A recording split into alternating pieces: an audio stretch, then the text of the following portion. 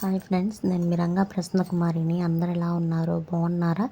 మేమైతే చాలా బాగున్నామండి. ఈరోజు అయితే బనానా తీగూర చేశాను. అరటికాయ తీగూర అంటారు కదా, అదైతే చేశాను అనమాట. ఎలా చేశాను ఏంటి అనేది అయితే చూసేయండి.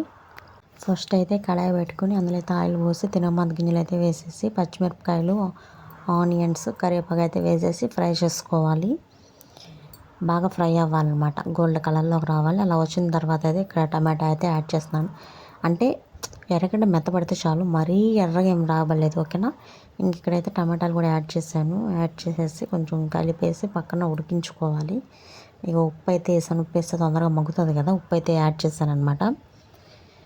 ఇంక ఇక్కడ చూడండి, ఇంకా ఉడకడానికి దగ్గరలో ఉంది. ఇంక ఇక్కడైతే పసుపు అయితే యాడ్ చేస్తున్నాను. పసుపు కూడా వేసిన తర్వాత కొంచెం అంత టీ స్పూన్ అంత అల్లం పేస్ట్ అయితే వేయండి, బాగుంటుంది. మీకు వత్తకపోతే స్కిప్ చేయండి, ఓకేనా. వేయాలి అనేం లేదు, నేనైతే వేసాను, ఓకేనా.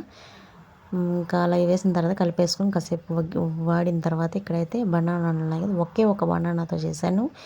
ఎలా ఉంటుంది ఏంటి అనే దానికోసం అయితే చేశాను. నేను అంతకుముందు అయితే చాలా ఎక్కువసార్లు తినున్నాను.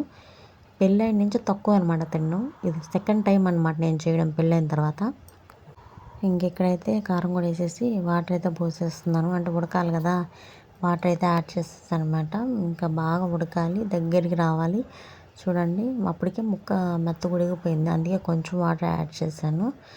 ఇంకా కాసేపు అయితే ఉడికించుకున్న తర్వాత మీ ఇంట్లో ధనియాల పొడి ఉంటే ఇంట్లో దంచుకున్న ధనియాలు, తెల్లగడ్డ ధనియాల పొడి, అది రెండు కలిపి దంచుకున్న పొడి అయితే యాడ్ చేశాను నేను. ఇదిగోండి ఇక్కడ చూపిస్తున్నాను చూడండి, అది ఉత్త ధనియాల పొడి, కానీ నేను మళ్ళీ ధనియాలు ఈ పొడినే తెల్లగడ్డ వేసి దంచి దాన్ని అయితే యాడ్ చేశాను అనమాట.